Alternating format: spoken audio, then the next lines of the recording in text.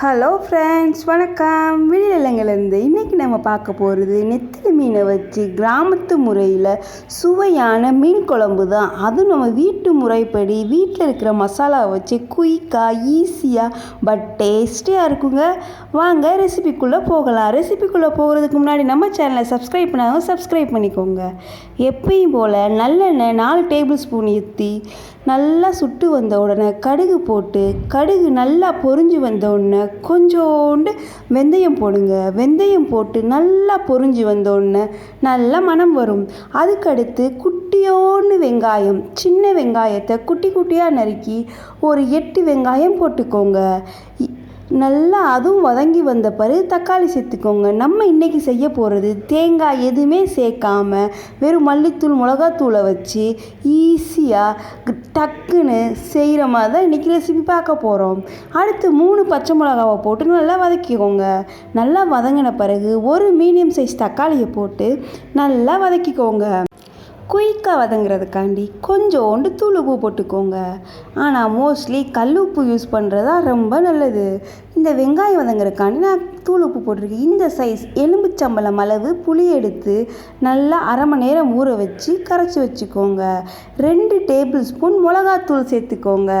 வீட்டில் அரைச்ச மல்லித்தூள் சேர்த்துக்கோங்க 1 டேபிள் ஸ்பூன். அதுலேயே எல்லாமே போட்டு தான் அரைச்சிருப்பாங்க எங்கள் வீட்டில். அதனால் இது 1.5 டேபிள் ஸ்பூன் சேர்த்துக்கோங்க மல்லித்தூள் போட்டு நல்லா வதக்கிக்கோங்க. பொடி பச்சை வாடை போகிற அளவுக்கு நல்லா வதக்கணும். அப்போ தான் நமக்கு ஸ்மெல்ல வராது. அடுத்து நம்ம கரைச்சி வச்சுருக்க புளி, கட்டியாக கரைச்சி வச்சுருக்க புளியை ஊற்றி அதை 2 வதக்கி பச்சை வாடை போகிற அளவுக்கு நல்லா வதக்கிக்கோங்க. வதங்கி வந்தோடனே இப்போ புளிக்கு தேவையான அளவு கல் உப்பு போட்டு நல்லா கிண்டி விட்டுக்கோங்க. கிண்டி விட்டோடனே தேவையான அளவு தண்ணி ஊற்றிக்கோங்க. இன்றைக்கி நம்ம சிவாஜி படத்தில் வர நெத்திலி மீன் உறிஞ்ச உடனே முள் மட்டும் தனியாக வரும் பார்த்தீங்களா, அந்த மீன் தான் இன்றைக்கி சேர்க்க போகிறோம். அது ரொம்ப ஹெல்த்தியும் கூட.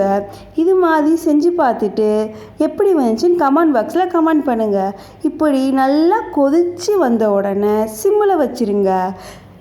சிம்மில் வச்சு இதே போல் கொதித்து வரும். அது நல்லா பபிள்ஸ் எல்லாம் நின்ற உடனே நம்ம நெத்திலி மீன் இருக்கு இல்லையா, அந்த மீனை பொறுமையாக போடுங்க.